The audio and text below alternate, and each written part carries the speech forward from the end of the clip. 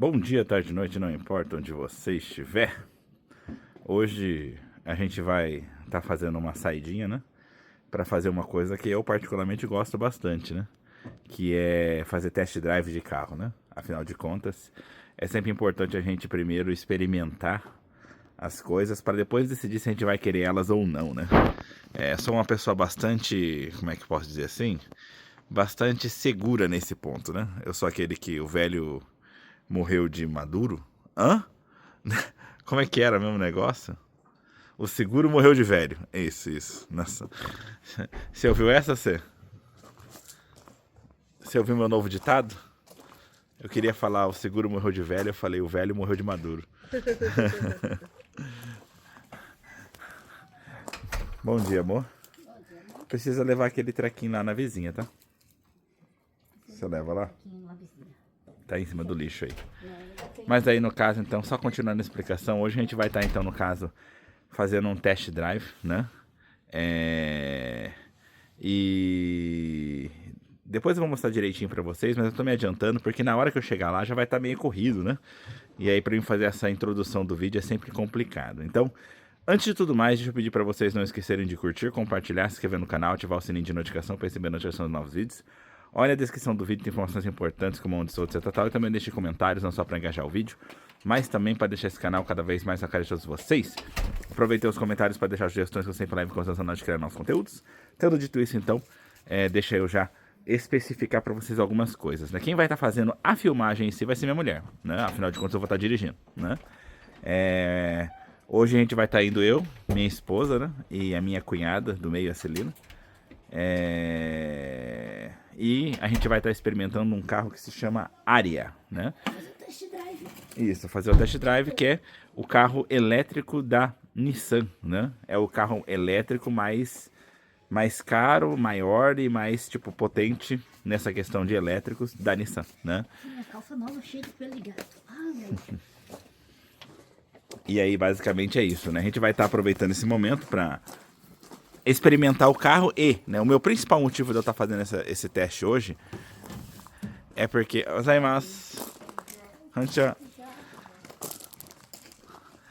o principal motivo de eu estar fazendo isso hoje é porque... Como é que fala? É porque eu quero experimentar o sistema de piloto automático do Nissan, o ProPilot. O ProPilot, se a gente for falar em inglês é foda, né? O ProPilot, né? Uma coisa assim, né? 2.0, né? Por quê? Porque o meu carro ele tem, né? Só que o meu tem o 1.0, né? E no caso a Ariya ele tem o 2.0, que é uma versão nova, né? E essa versão nova ela tem lá várias vantagens, né? Ela tem umas questões assim, ela no caso seria mais piloto automático, né? Tecnicamente o meu piloto automático não é um piloto automático, ele é um suporte de direção, né? Um auxílio de direção. Então é um pouco diferente, né? E aí por isso, então, hoje eu quero... Já fazia um tempo que eu estava querendo experimentar como seria realmente um piloto automático de verdade. Pelo menos assim, num nível mais forte, mais poderoso do que o meu, né? Porque o meu eu faço ele ser um piloto automático, né? Eu teria que estar sempre segurando no volante, mas aí eu meio que encosto ali o joelhinho ali no volante e tal, dou uma enganada no carro, né? Esse aí não, esse aí você realmente pode soltar a mão, né? E aí então basicamente eu vou estar experimentando isso, né? Eu posso adiantar também para vocês algumas coisas que ele já me explicou para eu não ter que explicar para vocês na hora, né? Eu também não sabia disso. Parece que o sistema do ProPilot 2.0 ele é uma coisa assim meio que automática, né? Ele não está funcionando o tempo inteiro no 2.0. De maneira geral, ele fica alternando entre o 1.0 e o 2.0. E parece que a forma de você saber isso, é até bom minha mulher saber, parece que tem uma luzinha dentro do carro, assim, nas portas, assim, umas luzinhas, sabe? Da iluminação do carro. Quando ele tá no 1.0, parece que fica verde. E quando ele tá no 2.0, parece que ele fica azul, né? E assim você tem uma base, né? Além disso, ele deve de fazer algum sonzinho, sabe? Pim-pom, pum-pum, alguma coisa do tipo, né? Mas de maneira geral, você tem então esses estímulos visuais para você saber se ele tá no 1.0 ou 2.0, né? Tem que fazer. Indicador visual. Isso, sinal isso. visual. E geralmente, como é que fala assim, por que ele alterna? Parece que assim, ele alterna em questão de localizações. Parece que quando ele está dentro de um túnel, por exemplo, por questão de segurança ele desativa o 2.0. Aí tecnicamente você teria que segurar de novo, né? Pôr a mão de novo no volante, né? Porque ele entra no 1.0. Quando ele está em regiões muito montanhosas, ou seja, que precisa de muitas curvas, né? Ele também entra no 1.0, né? E eu propositalmente, como eu quero ter essa sensação dos dois lados, tanto do que a gente poderia chamar de o lado que vai ter mais limitações, como também do lado que vai ter menos limitações. Então eu pedi para ele hoje, dessa vez, a gente vai entrar na Kosoko de Okaya e depois a gente vai para Matsumoto. De Matsumoto eu vou descer, vou voltar, né, pela Kosoko, pela via expressa, só que eu vou passar Okaya e vou até a parada Suako, né?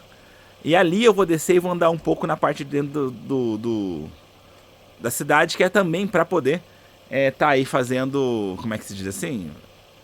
Para poder estar fazendo aí esse experimento, né? Essa questão de ter certeza se realmente é bom ou não, né? E, bom, gente, acho que o que eu poderia dizer é que é isso, né? A gente pode dizer que a introdução inicial desse vídeo vai ser então só isso, tá? Então, a gente se vê então já lá na concessionária, né? E aí vamos ver aí se a gente vai gostar ou não desse novo carro aí, Aria, né? Apesar de que, na verdade, como eu já mostrei pra vocês em outro vídeo, eu tô interessado agora no El Grande. Que sabe se lá vai... Não deve demorar muito, eles vão lançar e tá bonito. Meu Deus, como tá bonito, né? Só não sei se vai ter condição de fazer test drive dele, né? Mas se tiver condição, penso sim em fazer. Vamos então, amor? Então, vamos lá. Nos vemos já. Hoje a gente vai ter que ir com o carro da minha cunhada, que tem vídeo. Tem vídeo no carro, no canal. O carro dela bateu, né? E aí, então a gente vai com o carro dela porque talvez... ela bateu o carro. Então a gente vai porque talvez já dê pra deixar o carro dela e pegar um outro, né? Assim, o temporário para poder fazer o conserto. Então, como a gente não tem certeza, a gente vai com esse carro aqui. Então a gente se vê já. E aí então chegamos aqui na Nissan, né? A gente não vai poder mostrar o rosto dele, né? Mas ele parece muito com Um artista japonês. É um artista japonês que chama Fukukun. Nossa, A gente não pode nem falar isso nossa, perto dele que porque ele vai carro saber. bonitinho, né, amor? Sim. Certo. Aí eu tava pensando, nossa, se eu ganhar uma loteria, Deixa eu eu acho que fazer. eu vou comprar um carro, aquele carro ali, pro Yuri. Por quê? Pro Yuri, olha só. Por que eu vou dar carro pro meu filho, aquele cabeçudo? Não, o outro é meu. Ah, tá. Deixa eu fazer Você acha assim. que eu vou dar uma Fairlate pro meu filho? Não sei. Você é mamãe mole do coração. Então o carro que eu vou experimentar, gente, é esse daí, ó, o Aria, tá? Ué, que rodão. Realmente, como o carro ele é grande, né? Ele é um SUV. Ué, se você pensar, sabe que o carro enfia tudo aqui, nem chega nem aqui, né? Então, ele é um SUV, né? Nossa, bonito. E totalmente elétrico, né? Esse aqui não é híbrido, né? E a gente vai ver então como é que vai ser, né? Estaremos lá. Eu, minha esposa, minha cunhada. A traseira aqui, ó. A traseira lembra muito o meu carro e ao mesmo tempo também lembra os Lexus, né? Esses carros assim, eles estão ficando meio parecidos de maneira geral, né?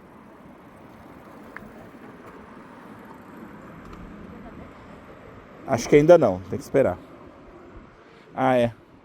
Eu acho que eu vou tirar o meu treco aqui. E aí eu vou experimentar dirigir o carro, né? A minha mulher vai experimentar ali o banco do passageiro, né? Porque é onde geralmente ela vai estar. E a minha cunhada vai ver se é legal pra dormir lá atrás. Porque ela só dorme nas viagens. O negocinho do Aria tem um aço desse lado. Ah, Desse lado? eu acho que é pra você poder escolher o lado pra abastecer. Tipo, ele não abre se você não tiver também com o negócio aberto. Eu não sei.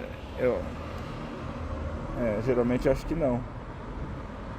Você deve ter que apertar alguma coisa lá dentro pra abrir o tampão pra poder abastecer. Ou com só chave.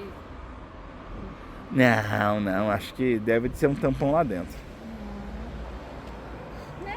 É bem que comprar de um lado e do outro, né? Vai de um lado e daqui do outro. A primeira coisa que ele já explicou ali é que para o piloto automático funcionar, você tem que estar sempre com um destino já ajustado no navegador. Então ele está preparando um destino ali para a gente poder ir, né? E bom, de início o combinado foi o seguinte, né? Parece que assim, eu vou até Shodirikita, ou talvez, quem sabe, Matsumoto, né? Porque vai depender ali se vai ou não funcionar o piloto 2.0, que é o que eu tô querendo experimentar, né?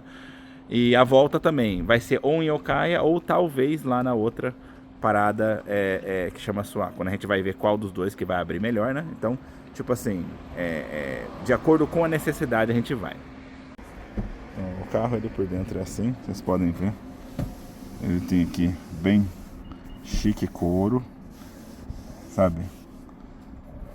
O banco é um couro muito bonito, sinceramente. Olhando assim, né?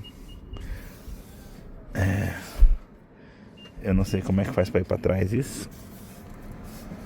Não é aqui. Não, isso aqui é pra...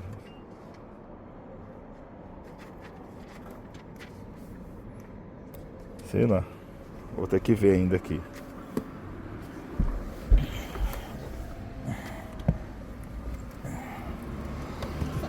E aí a gente tem aqui, ó, tem como ajustar os bancos, né?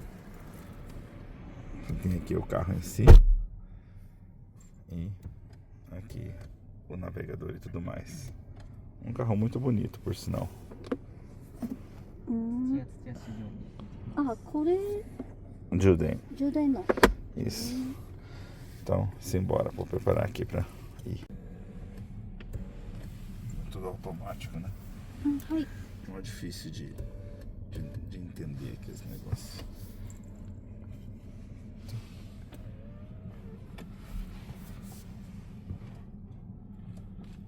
Ok. OK。はい。はい。あ？あ、 Só fechar. そうですか。いいや。はい。あ、それか。 基本シフトレバーと変わりませんので、オーラと。なので、はいこれでドライブ入ってるので、基本ナビちょっと一旦塩尻北で入れてあるので、はい。とりあえず今、このナビを行けばいいんだね。そうですね。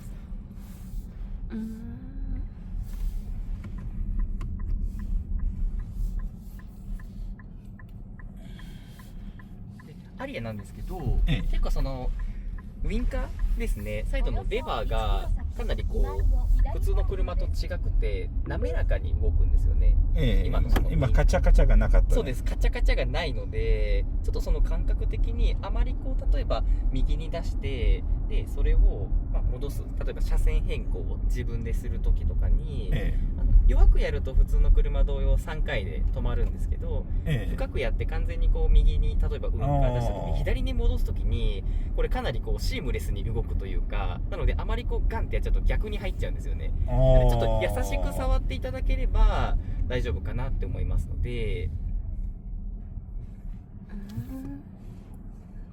一応これ今 E ペダルオフになってるので、それをオンにしていただければシフトレバーの下のところにシフトレバードライブとかのこれそうですねの下に E ペダルで光ってるところを触っていただくと、これ物理ボタンというか今オフになってて、さあしばらく触ると押す感じですね。押す感じ。そうです。それで E ペダルになります。面白いな。このque é esse E pedal?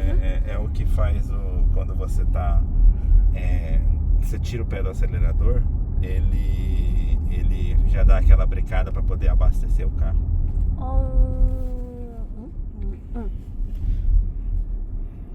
Mas o carro é bom, assim, para mim eu achei que fosse mais apertado, é um pouco apertado em cima aqui. これ開けられるんだ。これ開けられますね。どうやって開けるのかな。この上のそのルームライトのところのそのまず右側川西様側のレバーを後ろ側にクッとやっていただくと、了解です。後ろに引く感じですね。であと開きますね。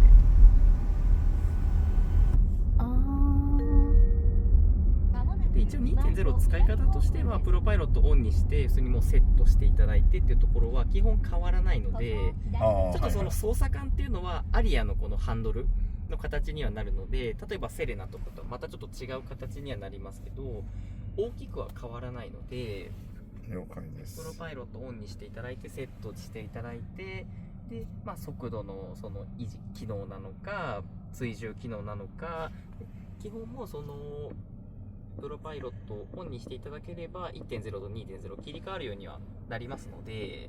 はい、了解です。なんか何もかもが違うから。そうですね、ちょっともう結構温度どこにあるみたいなとかそうですね、細かいところは結構みんな違うね。すごいミニマリストでしょうね、このパネルですね。そうですね、すごいです、うん、ね。俺は好きじね。俺好きだよこういうの好きねって日産のその技術が詰まった車にもなるので、もうどこもこう最先端でですね。曲がってほしいのか。そうですね、なんか必然的にいつも裏から行っちゃうのでそうですよね。あれ前に見える穴って何です？これがヘッドアップディスプレイって言って、速度が前で今見えてる反射してるんですよね。これが意図的に反射させて、そこにへこみのところにディスプレイがついてて、で映像を流してそれを反射して見えるようにっていう形になります。で一応オンオフできるんですけど、今ヘッドアップディスプレイオンになってるので、基本プロパイロットのその車線、普段多分緑色に光ったりとかすると思うんですけど、基本そのフロントのガラスのところにヘッドアップ前向いたまま確認できるようにっていうことで、前に投影されるようになってます。初めて見たけど、いや見やすいね。そうですね、明るくても。はい、大したもんだ。Então é que vocês não conseguem ver, mas eu tô vendo no vidro o reflexo da velocidade e dos negócios ali. Se você pegar... não, eu não enxergo. Então, você teria que colocar praticamente na altura do meu rosto e praticamente na minha frente. Então deixa quieto, não precisa, mas eu consigo enxergar aqui, ó, certinho aqui, retinho. Então, porque onde eu estou desse lado aqui, eu não enxergo. Tipo, se parar agora, você dá pra enxergar? Eu enxergo, tô enxergando o tempo inteiro isso. Mas eu acho que eu não consigo enxergar. Não. Então não dá. Não dá. すごい。技術すごいです。Então ele tava comentando, né, que esse carro aqui, tipo, como é que fala? Eu ligo ele automaticamente ali, eu ligo o propiloto dele normal e aí ele mesmo vai fazendo as trocas, né?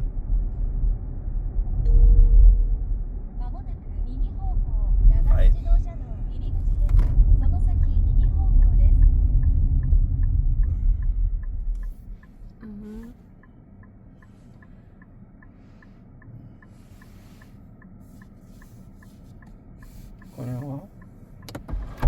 Ah. 完全に開く方ですね。でこれももう一段階後ろ開くようになるので。Que isso? Tudo chimeiro que dou. Nossa, eu não tô conseguindo chegar nada aqui. 面白い。初めてこういうの。でも夏は良さそうだね。そうですね。Você tá vendo, mas é um painel solar, né? Painel solar não, é teto. É teto solar, é verdade. Painel solar é outra coisa.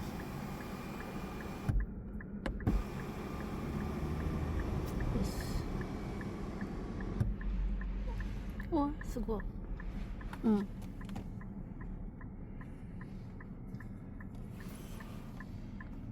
Aqui? Se você vai fazer assim, você mostra o que você tá abrindo, né, meu amor? Né? Não, que eu resolvi abrir aqui, que tem aqui. Tem um espaço até. Então, se você vai ficar clicando nas coisas, tem um treco aqui também. Cocô. Tem. Ficou módulo, né?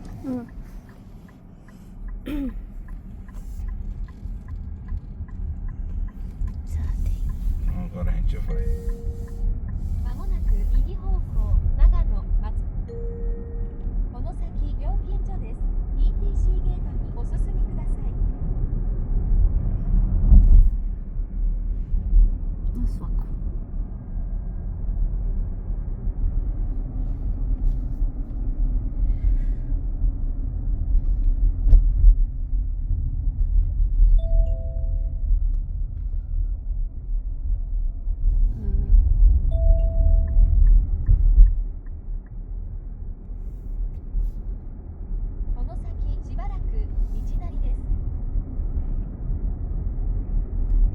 já já a gente vai experimentar a aceleração dela, né? Porque quando chegar ali eu tenho que acelerar de uma vez para entrar na via expressa.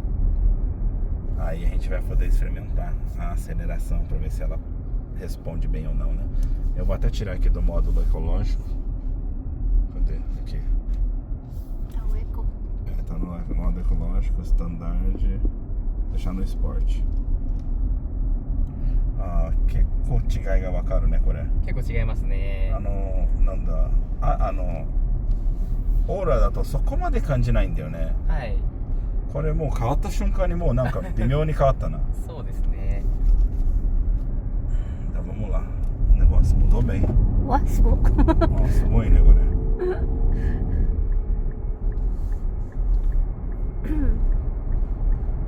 De, ウインカーもちょっとこう戻していただく、なんか結構優しくやらないと慣れるまでちょっと難しいんですけど、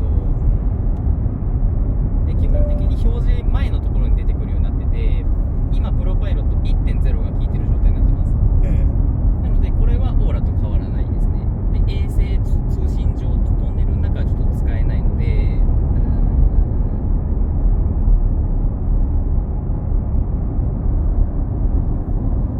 ある程度こうやっぱりこの区間は 1.0 の区間にはなっちゃうので、出てちょっとまあ比較的走っていただくと基本もう自然に切り替わるようにはなるんですけど、 1.0 の場合は緑色、今光ってると思うんですけど、それが青になるんですよね。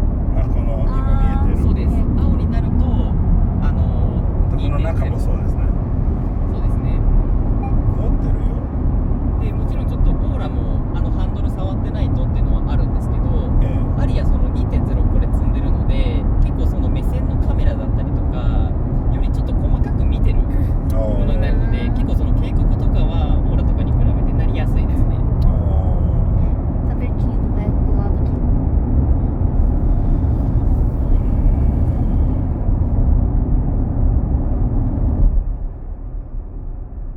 Então por enquanto tá verde, tô olhando pra やっぱりちょっ frente. と山間部はこう作動しにくいっていうのはあるので、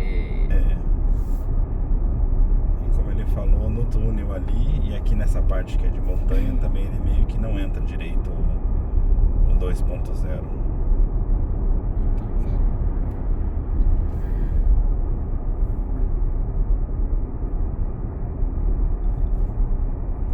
Ah, そういうことか。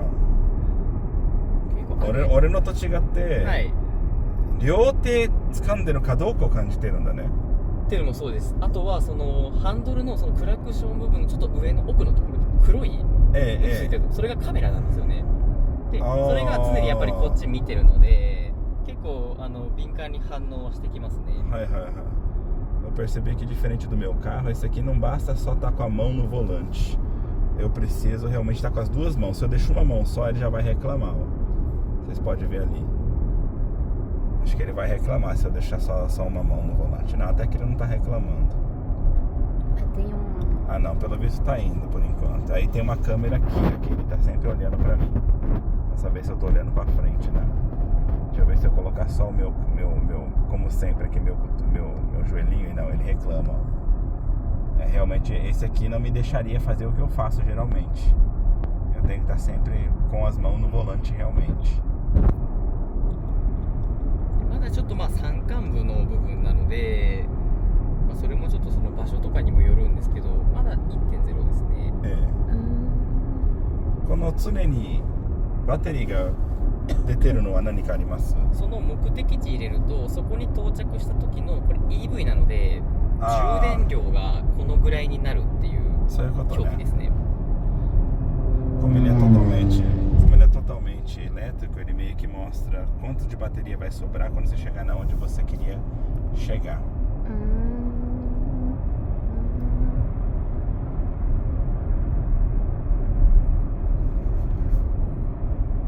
Eu propositalmente estou andando na faixa lenta porque eu quero, quando ele chegar, eu quero testar o sistema de ultrapassagem automática, né, que ele faz, né? Ele tem um botãozinho aqui que é pra mim falar pra ele ultrapassar. E aí eu quero experimentar ele, né? Só que eu preciso esperar ele chegar no ProPilot 2.0, né? Que ele ainda tá verde, então ele ainda tá no 1.0. Se tudo correr bem, daqui pra frente talvez ele entre um pouquinho, né?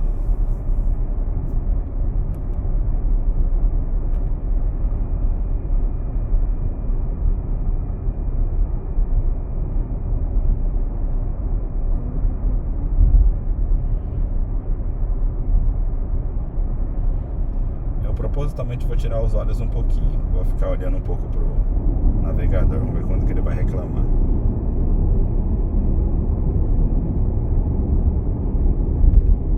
Como tá no 1.0, por enquanto ele não tá reclamando muito.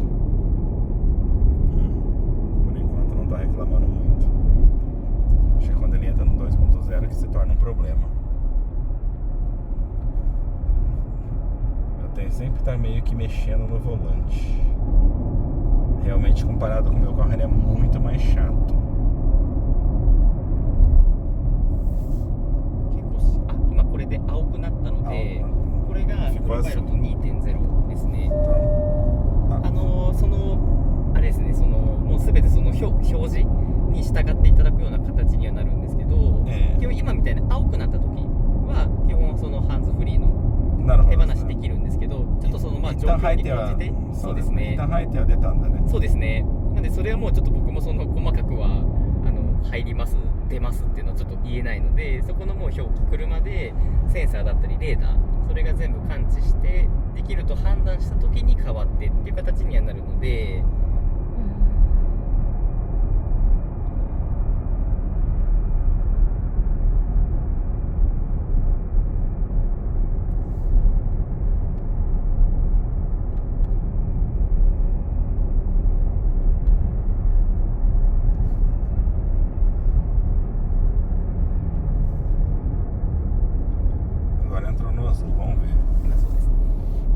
Agora eu consigo tirar as mãos, sempre olhando ali.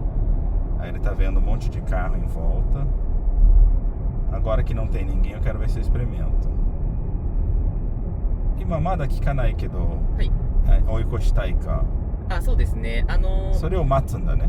それ言わない時もありますね。あ、じゃあ自分で。今これです。今右に矢印今ちょっと 1.0 切り替わっちゃったんですけど。そうですね。今みたいに。あ、でも一応 1.0 でも動作自体はしてくれてるんだね。あ、そうですね。ただ手を外していいか外しちゃいけないかの違いだね。あ、そうですそうです。車線変更の時はハンドル一応持ってないといけないんで、添えてもらって 2.0 で乗っていただいてて、車線変更右に出る左に戻るっていう動作の時はボタン押してもらってハンドルに手添えると戻る。左に戻るときは、はい、同じこの追い越しの方を押す。同じボタンです。なんですけど、じゃあそれも表示出ますので、車線変更しますかみたいな、こんな感じですね。左に戻りますかって出るんで、で押して手触れてもらうと、それで戻ってくれるような形になります。Isso que vocês viram agora, tipo assim, foi tudo meio que apertando o botão. Ele percebe que dá pra fazer a ultrapassagem, ele me avisa, né? Quando tá azul eu posso tirar a mão. Na hora da ultrapassagem eu tenho que pôr a mão. Na hora da ultrapassagem, né? Então aqui no normal eu poderia tirar a mão aqui e ficar assim de boa. Tecnicamente até ele ficar verde de novo. E aí eu olho aqui pela frente, eu consigo ver no espelho as mesmas informações mais ou menos. Não exatamente igual tá aqui no painel do carro, né? Ele é um pouco mais simplificado para mim no reflexo do vidro. E de maneira geral aqui ele dirige sozinho, mas eu já consigo ver que vai ter vários lugares que ele não vai me permitir utilizar o 2.0, né? Então ele tem essa vantagem, apesar de que assim, já aqui agora eu consigo ficar sem mão, né?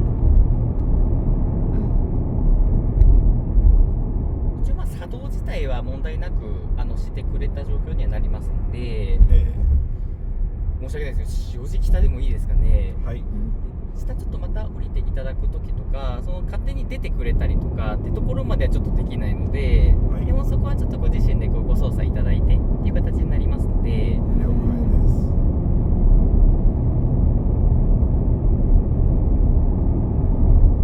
Então agora a gente vai descer aqui em Changenequitá.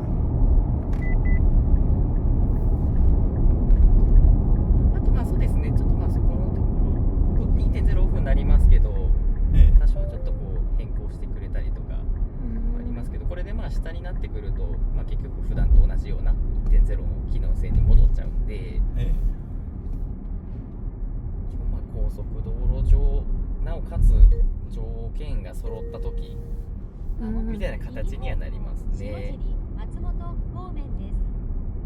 これでちょっとインターで入れてあるので、これでどこかで止まった方がいい？そうですね。でまたちょっとその入り口 ETC の方でどこかちょっと止まっていただいて、一回もう全然もう出てもらっていいので、じゃあちょっとこう止められやすい場所。そうですね。利用料金は380円 Vou です。 procurar aqui agora um lugar pra gente parar, porque ele vai ter que colocar de novo, né, o navegador, né?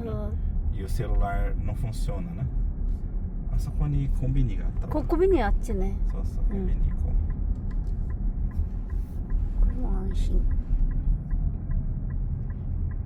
そうですね。ちょっとそこで軽くちょっと止めていただいて、で戻りのナビを結局入れないとなので、ちょっと検索で入れていただいて、それで戻るみたいな感じにはなりますね。う。はい。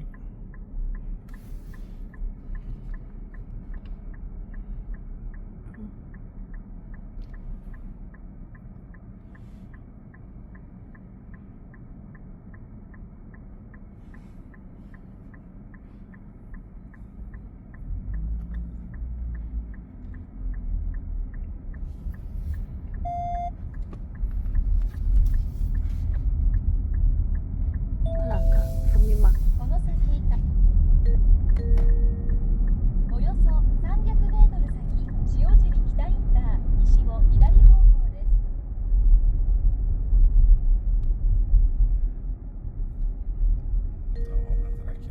まもなく塩尻北インター西を左方向です。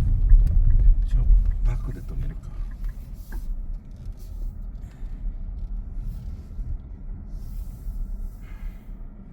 ハザードランプの場所があった。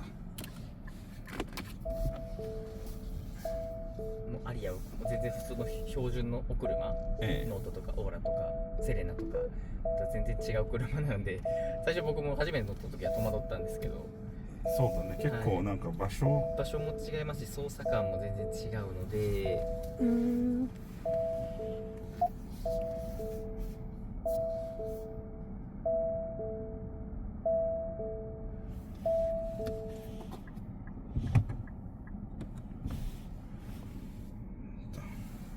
ありがとうございます。すいません、お疲れ様でした。 Então pode desligar aí, depois a gente se fala, gente. Vou ver sentar um pouco atrás, porque ele tá preparando ali o navegador, né? Atrás aqui, ó, tem acesso à energia e a esquentador de bunda. É bem espaçoso aqui atrás. Voltando. Não deixa muito colado a minha cara, vê se afasta, tá? Mas assim, o banco é muito bom. Eu me sinto muito confortável. Ele tem uns espaços assim que eu consigo pôr meu braço aqui. Tem essa profundidade que ele dá aqui também me faz me sentir assim não tão apertado. O único lugar que eu me sinto apertado é aqui em cima. Em cima realmente eu tenho pouco espaço, né? Isso me incomoda um pouco, mas é igual o meu carro, né? Não é tão diferente do meu carro.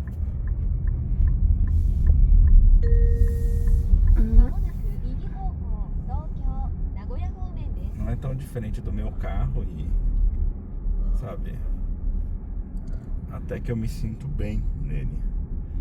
Tokyo daから右側。Sim. Não vai errar. 俺下手だもんで。右側。右側。東京名古屋。はい。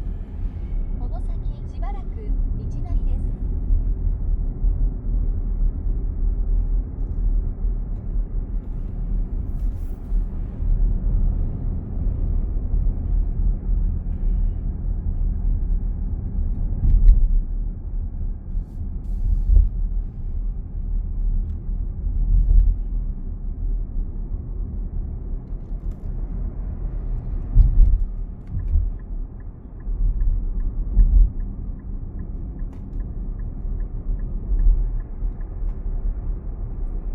ちょっとびっくりしないでくださいね。はい。ちょっと加速を確認したい。全然大丈夫です。ちょっと急には加速するけれど。dar uma acelerada que eu quero sentir a aceleração do carro. A potência dele? É. Só que eu preciso de um espaço sem carro, né? Toriaizu kuruma ga naku naru taimingu koko da na. Vamos lá. Ah, sugoi na. Sugoi né? 100%電気なんでやすごい加速はもうものすごいものありますね。なんだろうね、オーラは止まってる時すごいけど、はいある程度出てるとそんなにすごくないんだよ。ああなるほど。はい。この100からでもこのわずか20キロでも結構普通に上がりますね。上がりますね。ぐんと上がりますね。これがその電気の力なんで。Realmente é bem incrível, gente. Até o sonzinho.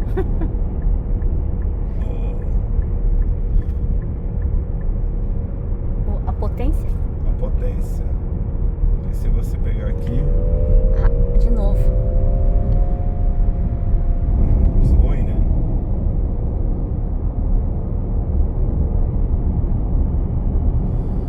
今225、あれだね、フル充電で走行できる距離はそんなに大きくはないんだね。一応種類はありますね。アリア、その B6 と B9、B9 っていうその2種類あって、まあ、小さいもの、大きいものあって、そっか小さい方でも450、400、500ぐらいは走りますし、大きい方だともうちょっと走りますね。電気自動車は基本サクラだけちょっと例外ですけど、リーフとかもサイズはバッテリーのサイズは2種類あるんで、使い方によってお選びいただくような形になりますね。なるほど。じゃあ最初からやっぱ基本的にみんな同じじゃないんだね、携帯みたいに。そうです。とりあえず使い方によってどうするかっていうのを決めなきゃいけないんだね。そうです。距離乗る方はやっぱり大きい方で、もちろんその金額も伴ってくるので、そこも踏まえてっていう形ですね。Ah, ficou azulzinho.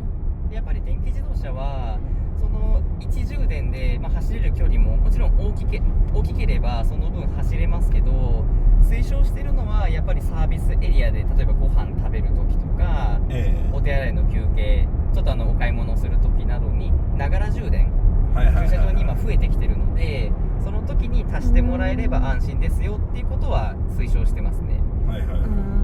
結局ガソリン車もサービスエリア止まった時は結局止めてるだけなので、その時にコードつなぐかつながないかみたいな形の差にはなるので、その時充電すれば例えば小さなサイズの方でも問題なく遠く行けますし、やっぱり充電も含めちょっと意識的にやっぱりサービスエリアとか寄ると血も巡って、例えば眠気がとかそういったことも防止で事故防止にもなるので、そういったところはその車の使い方というか電気自動車ならではのやっぱりまた違うところですねにもなりますので、それは僕らお話ししてますね。やっぱ電気って走らないんじゃないのとかよく言われるんですけど、やっぱりその距離的なところ、ガソリンで皆様慣れてるので、やっぱそこでその電気の乗り方っていうところに慣れていただくっていうのはありますので、その一つがサービスエリアとかでながら充電ですね。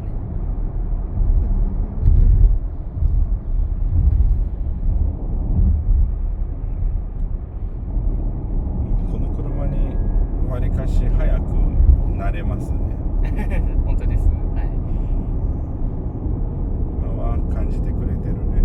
で遅いと感じてくれて、後ろに車が来る。来たら指示は出てこないので。vou fazer aqui。自分で押してもいかないんだね、指示が来る。そうですそうです。はいはいはい。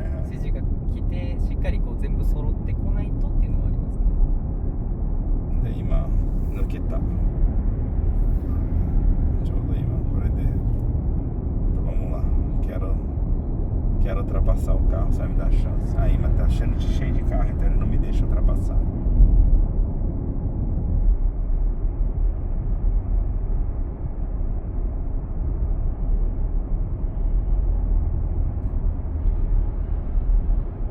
Aí acho que ele vai me avisar se eu quero ultrapassar ou não. Eu tenho que esperar ele me dizer, que nem agora. Me disse assim, eu quero. Aí apertei, eu tenho que colocar as mãos aqui, pelo menos fingir que tô segurando de leve. Aí ele faz a ultrapassagem, aí ele vai voltar pro azul. Ou deveria, pelo menos. Volta pro azul. Ah, tá. Ele não... Aqui por causa das montanhas já não vai querer entrar. Será que é por causa da velocidade? Deixa eu ver. Eu vou proposital, porque eu sei que aqui é 40. Eu vou propositalmente abaixar aqui para 80, se não me engano aqui é 80.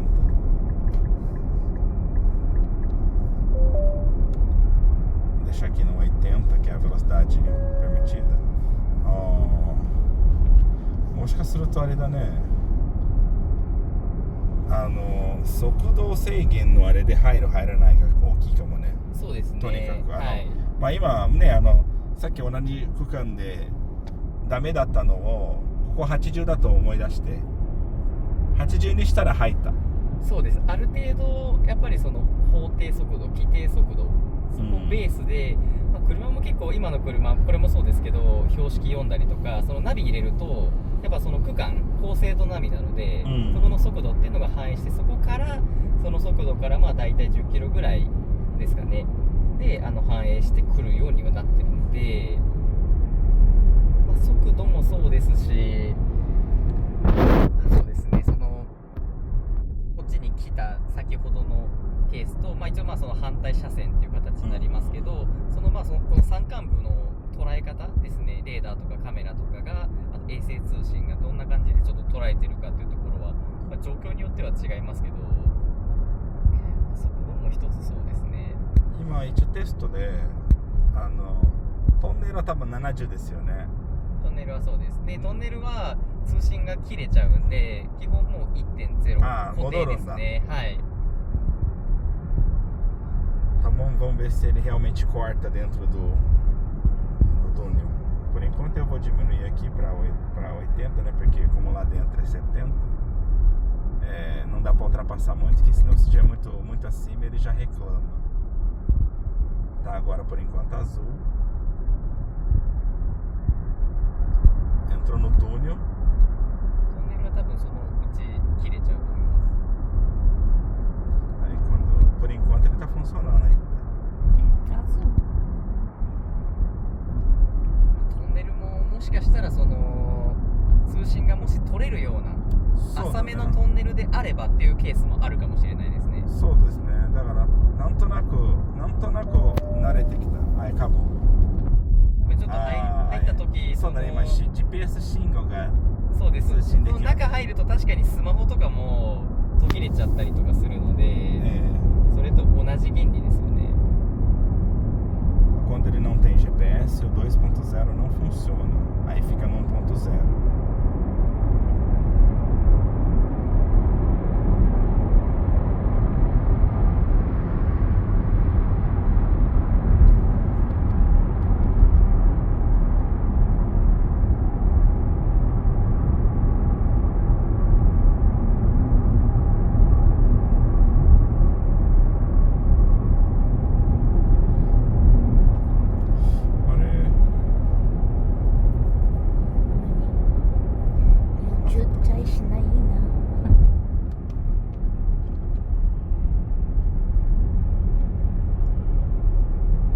A gente saiu daqui, né? Aquela hora.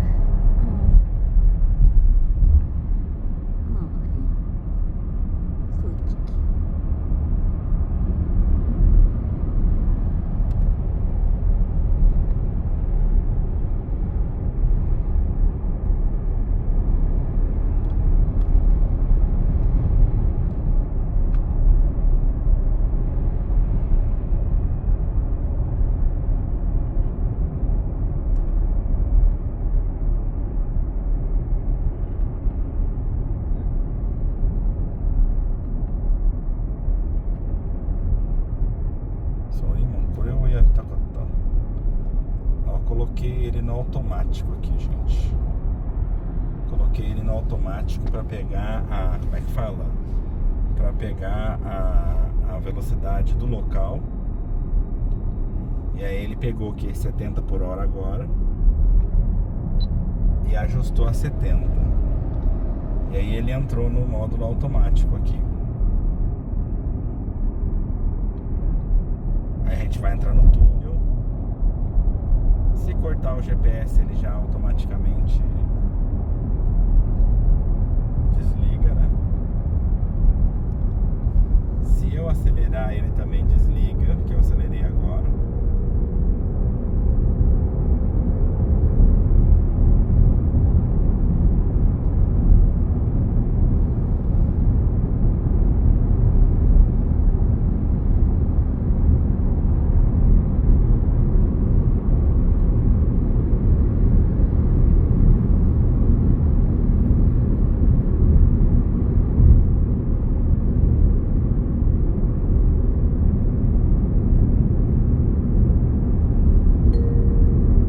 およそ1キロ先左方向中央道諏訪東京方面で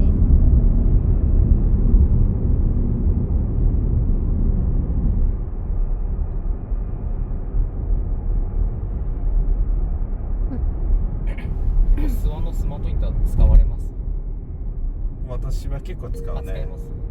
まもなく左方向中乗央道ったことはあるんですけど、東京方面あんまりこう降りたことはなくて、あー家が塩尻北なので、一番近いところが、はいはいはい。基本帰りは向こうまで行っちゃうんですけど、乗るとき工事してるときはあえて下で工事ちょっと裏道通って下道で通り抜けてから諏訪からスマートインターから乗るっていうことをね最近やってますね。なんかこう諏訪湖インターの駅市はもうとにかく有名だったので、ああなるほど、はい。もうオープンした当日にいて、ああそうなんですね。でよく形式上は使い方は間違ってるけど、はい中の店を利用するために入ったり出たりするんですよ。あそうなんですね。本当はね入ったらもう高速乗ってこう行かなきゃいけないんだけど、とりあえずね今までは裏道でね裏からこう、はいサービスエリアに入ってたんだけど、あれができてからねこう裏から歩く必要ないので、ああそうですね。そのまま中までいてみたいな。ちょっと諏訪インターとか出ちゃってますけど、全然スマートのはいあれ出ていただいて結構ですので、了解です。これも本当に岡谷と諏訪結構距離あるんで便利ですよね、間に。そうだね、だから今はもう岡谷に住んでるからあまり意味がなくなったけど、昔下諏訪に住んでたので、そうなんですね。確実に下諏訪がベストだった、ここがベストだったんだよね。下諏訪の一山マート周辺に住んでたんですよね。はい、そうなんですね。今ちなみに速度の自動認識を使ってて、はい。オーラよりはいいですね。オーラはなんかこう別に100キロぐらいのところなのに勝手に80、70にしたり、ああなるほど。これはちゃんとそこに現れてる標識をなんか認識して、さっき70だったから70になって、今80になってるから80になってて、でそれにすると割と今感じてるのは 2.0 になる確率がうんと上がる。そうですね。そうあんまり使えないってなるとなんかあんまり意味ないなって思ったけど、 2.0 を使いたい場合はよっぽど相当標識というか速度を守らなきゃいけないですね。そうですね。ある程度そこベースから、ちょっとプラス10ぐらいが許容の範囲だったと思うので、そうだね。結局はオートにして要はオートにしないと突然切り替わった時100だとプラス10は110なんだけど80だと90なんだよね。そうですね。110になってるともう入らないんですよね。そうですそうです。はい。だからオートにすると多分結構それなりの確率でちゃんと自動運転、多分こういう山道はそんなに関係ないかも。よっぽど危ないと思わない限りは。そうですね。とにかく速度にはうるさいね。速度にもうるさいですし、目線とかにもうるさいですね。で今まだ目線のこと一回も言われてないけど、はい。なんだ、車線変更し別に行きたくない。でも俺ここに入るんだ。そうですね。危ない。目線はそうですね、そこまでうるさく横見ちゃうとか、スマホ見ちゃうとか、そうもっとうるさいかと思ったらしっかり本当にもう前を見て運転いただいてるので、うんそれもありますね。結構僕よくなるんですけど、ああそうなんだ、はい、なんかこチラチラしてるんう、で、そう、はい、一応なんかこうちょっとこうなんか見たりはしたんだけど、はい一時どこ、一あっちですあっちだじゃあね。まあいいやいやわかんない。よくわかんない。あでもここはほら充電。そうです。ーアリア黒いの止まってますけど、こんな感じで、あーいやはい、電話あれ充電する方いますやっぱパラですね。ああ秋かおー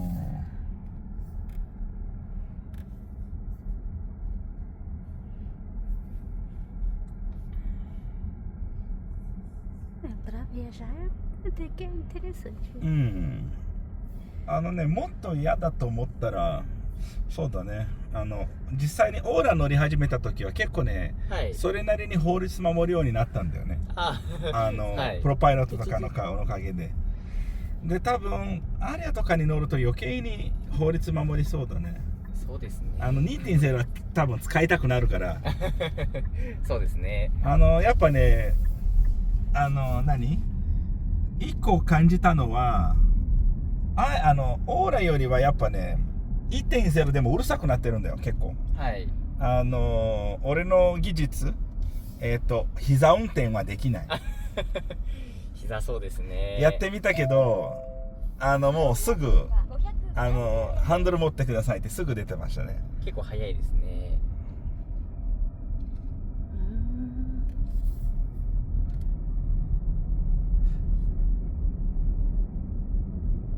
そう、だから、オーラだと膝運転はできるけど、これだとできない。だから、本当に手放ししたかったらもう 2.0 にさせなきゃいけないから、速度をとりあえず自動にしてみたいな、なるべく速度で法定速度で走るっていう。運転のしやすさは正直な話、もっと運転しづらいかと思ったら、はい。キックスとか、はいエクストレイルちょっと乗ってみたんですよ、はい。嫌だったんですよ。そうなんですね。どのあたりがです？はい。高いのに狭いで見えないはい。スペース感覚がおかしいみたいな、なるほど。はいなんかこう常にぶつかりそうな感じがするけど、これでかいけど、あそこのくぼみみたいなちょっとこう両サイドにちょっと高いんだよね。そうです。車幅感覚というか。そう、あれで分かりやすいんだよね。なるほど。はい。だからこうなんかこう通常だとなんかこう消えかけてるけどあるっていうのは感じる。はい。でもこれはもうしっかりと角っこだけ見えるもんで、はい。運転しやすいな。重いのほかでかいのに。この車は決して運転しにくさはない。でかいからちょっと嫌だなと思ったけど最初は。でも全然いけるねこれ。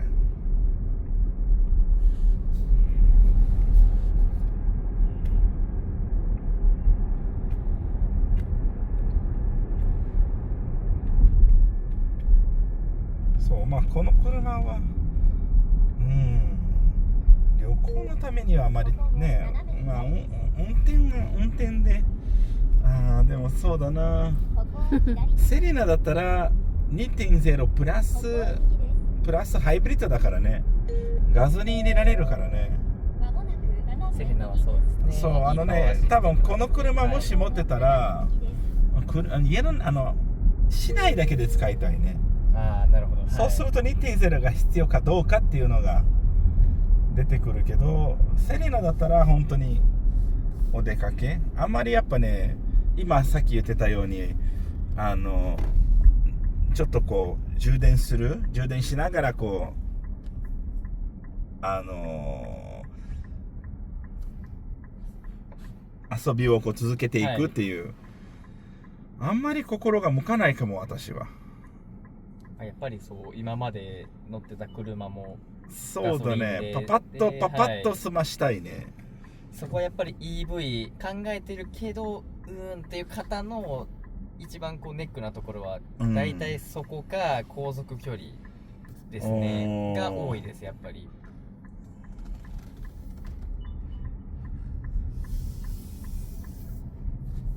Pode fechar uma vez, pra não perder o vídeo inteiro, né? Sim. Aí depois você volta de novo. ただこれで東京まで行こうで、ここ見ると200キロしかまあ走らない減り具合、はい。正直北までいて諏訪湖インターに戻って 20% ぐらい減ってんだよね。そうですね。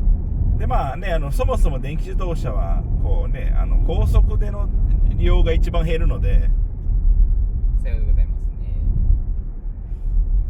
ちょっと充電も100まで多分持っていけてなかったような気もするんですけど、けど充電はしてたんですけど、そうだね、多分90ギリギリだった気がする。そうです。ちょっと少なかった気はしたんですけど、それでもやっぱね、減りは早かった。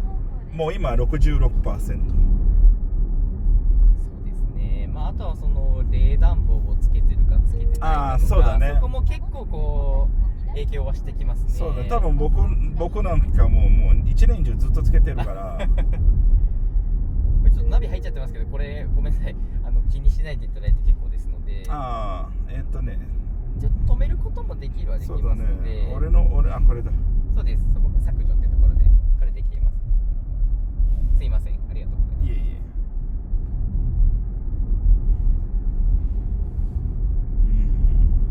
そうだ、だから多分これで街中ではもう生活する分には、これとオーラどっちがいいかって言ったらこっちの方が好きだね。広いか。で高速道路は結局できることならスペースとやっぱギリギリまで走って5分で燃料入れて続けられるっていうのはやっぱ求めちゃうな、僕の場合は。そこのクイックな感覚というか、やっぱりガソリンは、ね、電気だとやっぱちょっとずつじゃないと、ほぼゼロの状態からフル充電でどのくらいかかる？急速充電だと、ちょっとその月額制のカードとか充電カードとかもあるんですけど、基本それでやると30から40分やっていただくと、スマホとかと一緒でだいたい 7-80% ぐらいまではだいたい40分ぐらい、1時間ぐらいあれば入ります。急速だとです。でそれ以上は結構こうゆっくりになる、スマホと一緒なんですけど、つけて、ある程度そこまでは結構早いですね。40分30分40分ぐらいでは行きます。でもう一個その種類としては普通充電器が例えばご自宅につけられるとか、夜帰ってきてつけて朝には 100% みたいな形のものもあるので、それはその電力的に力がちょっと弱い充電器にはなるので、朝まで道にあるものは基本全部スピードのやつ、それとも遅いやつもある？遅いやつもあるんですけど、基本サービスエリアだとかガソリンスタンドだとかにあるのは基本急速だと思います。あとはその EV の車はやっぱりその充電器がある場所、ガソリン車でいうガソリンスタンドがどこにあるのかとか、一応その日産コネクトとかでその近くの充電器とかって言って表示することもできますし、それで探して行くこともできます。あとスマホアプリとかで結構僕らも推奨してるんですけど、満車空車情報、EV 充電器どこの場所にあって空いてるのか埋まっちゃってるのかっていうのもアプリとかでも見れるようになってるので、それで充電の種類も見れるので、基本僕らのお買い手もそうですけど、ディーラーとかやっぱ出先にあるところは結構急速が多いです。やっぱりそこでこうつないで何時間もっていうよりかは、やっぱりサクッと充電して乗られるっていうケースを想定してるので、ちなみに急速充電は、今まだあそこを払わなきゃいけないよね。結局買ってるんだよね、そこの電気。お店についてるものってことですか？じゃなくてそこら中で、例えばそこら中では基本的にはそうです。充電、その先ほど言ったカード、日産ゼスプカードっていう電気自動車用のカードがあって、結構距離乗られる方、または逆にあんまり乗らない方、プランがいくつかあって、それでそのお金を入れていただくと、そのカードを使って充電していただけるようになるんですけど、基本例えばそのクレジットカードみたいなチャージでもないですね。ちょっとまだ資料はあるんですけど、何回分というか何分分というか、なんかプラスそうですね。ちょっとまた資料出しますね。ちょっと言葉ではこれ説明しきれないところがあるんで。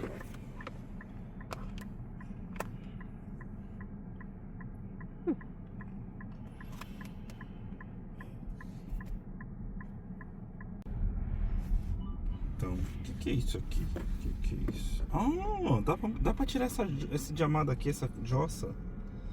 Nossa, que da hora! Ele vai pra trás. Agora sim, agora tem espaço aqui, ó. Caramba, agora ficou bom.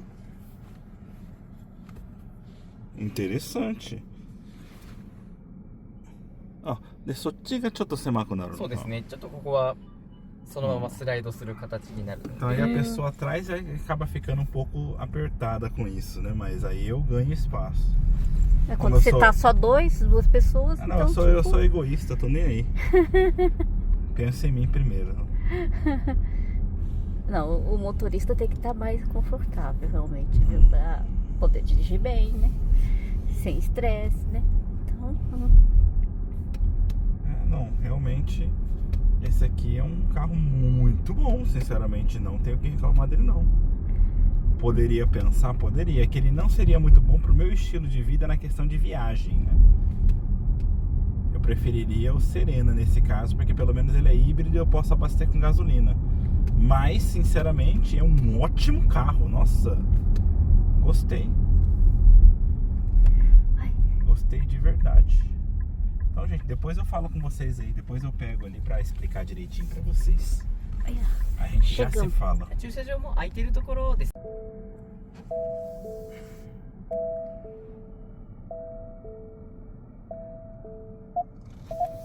Eu só não consegui filmar ali na frente aí, quando você olha o negócio pela sua visão, porque eu não consigo aqui. Desse lado não aparece. Tá, então deixa eu aproveitar que tá parado aqui, ó. Desse tem. Aparece? Ali, vocês estão vendo ali, gente, olha lá. Eu vejo no vidro aquilo ali, vejo perfeitamente durante o dia. Já logo de cara ali tem a sensação de carro caro, né? Que é o quê?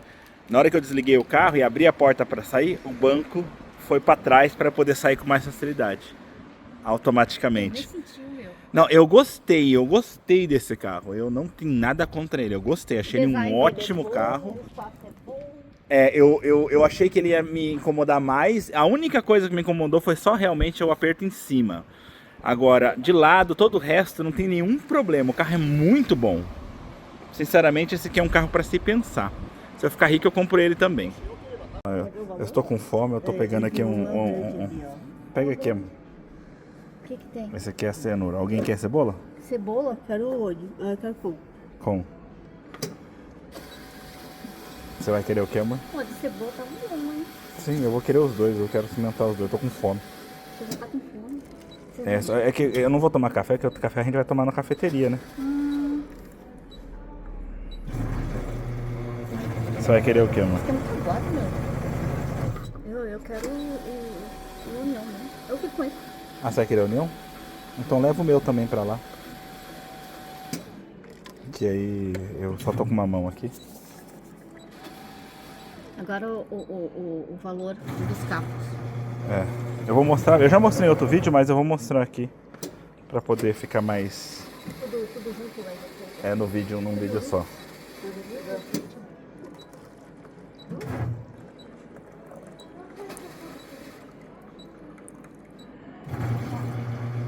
Ó, vou mostrar pra você aqui, amor, é o grande. O grande é um que eu tô de olho.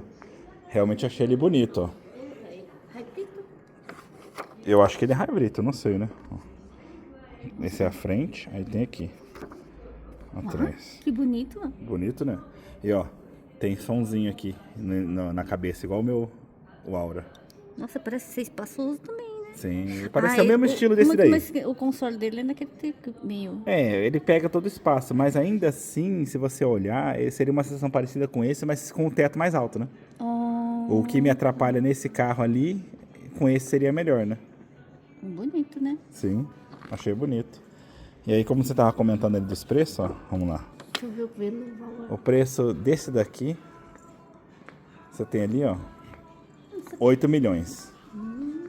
Só que se você for colocar um monte de coisa, aí pode ter certeza que vai chegar aos seus 9, 10 milhões. Se você, tipo, equipar ele com tudo que tiver direito, né? E se você ver o Serena é metade do preço, né? O Serena, ele é acessível. Ele é pouca coisa mais caro que o meu, né? 4.600. Deixa eu ver o que. Né? Não é feio. É a única cor bonita para esse carro, na minha opinião. Você pode ver que o meu carro aqui, ó, é pouca coisa mais barato que o Serena. Por isso que, assim, eu me arrependo um pouco, né? Se eu esperasse, eu poderia ter comprado o Serena, mas tudo bem.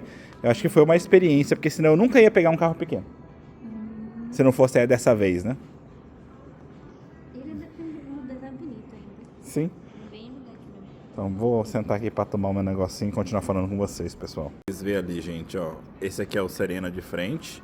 E aquele é o Aria de frente. O Aria é um pouco maior pros lados, sabe? Esse aqui é o seu aqui, né? O meu tá ali. Mas o meu tá muito perto, aí não dá pra ter a base de tamanho, né? Mas assim, em questão de lateral, o Serena e o meu carro tem o mesmo tamanho praticamente. Só que o Aria é meio largão, entendeu? O Aria é meio largão. Deixa eu mostrar pra vocês a minha visão dentro do carro, né? Eu achei uma visão boa, sinceramente. Eu achei uma visão boa. Você entra aqui, ó, pra dirigir, e a sua visão é essa. Deixa eu ver se eu consigo fazer assim, ó. A visão que você tem é essa. É um pouco apertado, tem aqui umas coisas que roubam um pouco do seu espaço e tal. Mas não chega a ser tão ruim, entendeu? Não é tão absurdamente ruim. Essa é a visão que a gente tem. Aí, propositalmente, eu vou só simplesmente entrar no outro. Ele em altura, ele é quase a mesma coisa que o Serena. Só que o Serena, o banco é um pouco mais baixo, né? Porque o carro é um pouco mais baixo na questão, assim, lateral. Você percebe aqui, na parte de baixo do carro, ó, ele é mais alto, né? Por ser um SUV. E quando você entra no banco... Quando você entra no banco, a sua visão é essa. Então, esse aqui também tem aqui umas coisas que atrapalham, mas esse aqui você enxerga muito bem. Sabe? Você tem esses vidrinhos laterais aqui que te dão uma ótima visão das coisas, sabe? Então, em questão assim, esse aqui o celular tá na mesma altura que o outro. Eu enxergo muito melhor. Muito melhor. E os vidros, eles são bem baixos, sabe? Aqui. Geralmente, a maioria dos carros, a porta vem até aqui, mais ou menos. Então você perde um pouco aqui de espaço de visão. Mas nesse aqui não, você tem uma visão muito boa, sabe? Porque eles fizeram tudo meio baixo, né? É bem interessante, sinceramente. Então assim... Mas eu achei que seria muito pior, mas não foi tão ruim assim não. E bom, eu lembro que ele tava comentando ali, eu falei muito com ele em japonês, né? Mas eu lembro que ele comentou que você pode optar pelo tamanho da bateria, de acordo com a sua necessidade, né? Isso vai mudar o preço do carro, né? E... tipo, eu percebi que se você dirigir bem na versão ali de, como é que fala? De colocar no automático para ele pegar a velocidade da pista e tal... O piloto 2.0, eu percebi que ele entra com muito mais facilidade se você não passar muito. Você não pode passar muito mais do que 10 km da velocidade permitida. Acontece que se você, vamos supor, tem muita via expressa que é 100 por hora. Aí você coloca pra passar ali, e aí você tem essa diferença. Aí quando ele cai pra 80, aí já desliga. Então pra não desligar toda hora, você tem que fazer desse jeito, sabe? Já manter e deixar ele no automático. Pronto, gente. Então agora que eu já terminei ali de ter essa experiência, né? Vamos então aqui fechar. Teve muita coisa que eu não pude falar com vocês. Eu tava concentrado ali, conversando com a própria pessoa ali. Eu não tô conseguindo fazer o vídeo ouvindo essa falação, hein, meu amor? Como é que você não consegue pensar que você tá atrapalhando meu vídeo? Eu estava antes vendo o bagulho antes de você começar o vídeo. Ai. Então, né, gente? Então, assim, o que você achou, amor? Vai lá. Na sua opinião, como passageiro ali. O carro é muito bom, o carro é bonito, o carro você se sente até, né? É chique, né? Tipo, eu acho que fala Alcântara o nome daquele que seria a parte de trás do couro, né? Que é fofinho. E tem um LEDs que vai desde dessa porta até a outra porta circulando. Na hora que começa a entrar aquele... o Propiloto lá, né? Se ele tá verde, fica daqui até lá verde, coisa assim. Daqui tem uma linhazinha ali, né? Azul, falei... Embaixo também tinha couro normal, né? Sabe, tudo muito chique, muito chique. Aí madeirinha, tudo. Elegante, né? Tá bem elegante. Aquele estilo minimalista, mas ainda assim você tinha lugares que você aperta e tal, né? Sabe, achei bem legal, sabe, sinceramente. E, como eu falei, assim, a minha experiência foi que realmente ele responde muito bem. É um carro que é muito fácil de dirigir. Eu fui dirigir ele hoje, fui fazer esse test drive com um grande preconceito. Na minha opinião, ia só pra... vou testar, mas, né? Não, nunca vou querer comprar ele. Eu compraria ele, gente. Eu mudei de ideia. Eu compraria. Eu achei um carro bom, né? Muito interessante. Aí o Propiloto do Item Zero é muito bom? Depende. O fato de você não precisar segurar, pôr a mão, é legal. Né? É uma coisa que eu já meio que faço, forçadamente.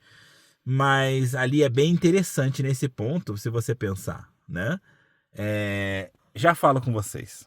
Então, só para fechar então, né? Como eu tava dizendo, eu tava com muito preconceito. Eu não pensava em comprar, mas agora, sinceramente, aquele carro, ele entrou, tipo assim, como uma possibilidade. Falei, não, pode ser. Achei legal, né?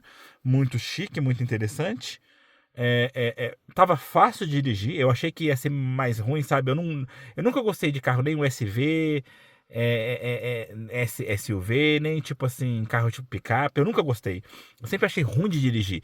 E esse não, ele tava tranquilo para dirigir, sabe? Tava bem legalzinho. Em questão de direção, como eu falei para vocês, prefiro ainda a Serena, né? Mas ele tá bem interessante. Agora falta também depois experimentar ali o El Grande, quem sabe, né? E aí vamos vendo, né? Que eu me decido, né? Quem sabe daqui 2 anos, daqui 4 anos, né? Vamos ver de acordo com como as coisas for. Talvez eu troque de carro, né? Então, nesse meio tempo a gente vai experimentando um, experimentando o outro para poder decidir, né? Eu pensei besteira. Deixa quieto. Eu falei, tava pensando comigo aqui, né? Eu apanhado minha mulher, tava pensando comigo e falei assim, bem que pra casar podia ser assim também, né? Você vai experimentar um, experimentar outro. Não, tem que ver minha fila então aqui, né? Olha só. Você quer ser experimentado por um monte de gente? Não, eu já tenho os pra experimentar aqui na lista. Olha só, você tá deixando isso nos vídeos que vai passar no mundo inteiro, hein, meu amor? Ué. Mas então, tipo assim. De carro? Né? Então. Tem ainda aquela Skyline, a Fairlady que eu não ainda não. Aí você tira a carteira e você experimenta, porque nem adianta experimentar, eu não entro naquela porra. Mas então, como eu falei pra vocês, é isso, gente. Olha, foi uma experiência muito boa, tá? Pelo menos ela foi uma experiência que mudou meu pensamento, porque, né? Até então, dirigir o Serena, normal. Tem o outro vídeo lá que eu dirigi o Step Wagon, normal. São carros que eu já tava acostumado a dirigir, né? Esse aqui, quando eu dirigi ele pela primeira vez, eu não fiz vídeo, mas também foi razoavelmente normal. Porque eu pegava carro assim, quando eu tinha que fazer check-in, né? Ou seja, vistoria obrigatória, etc tal, né? Agora, SUV foi a primeira vez que eu peguei para dirigir. Então foi uma experiência diferente, né? Eu realmente tinha na minha cabeça que eu não gostava de SUV, mas assim, o SUV comparado com um carro compacto que nem esse, o SUV é melhor, né? Então, assim, são coisas para eu pensar aí no decorrer, tá ok? Mas de maneira geral é isso. Espero que tenha sido interessante para vocês. Não esqueçam então de curtir, compartilhar, se inscrever no canal, ativar o sininho de notificação para receber a notificação dos novos vídeos. Olha a descrição do vídeo, tem informações importantes como onde você está. E também deixe comentários, não só para engajar o vídeo, mas também para deixar esse canal cada vez mais na cara de todos vocês. Aproveitem os comentários para deixar sugestões que eu sempre levo em consideração de criar novos conteúdos. Sem mais o que dizer, só uma última pergunta para a pessoa que está dormindo lá atrás. Você gostou então do carro lá atrás? Pra dormir é bom. Muito bom. Muito bom. Pra dormir é bom. Ó, mesmo para os passageiros, então, um carro é muito bom, ok? Então, sem mais o que dizer, a gente se vê então aí pelos caminhos da vida. No mais é só. Tchau!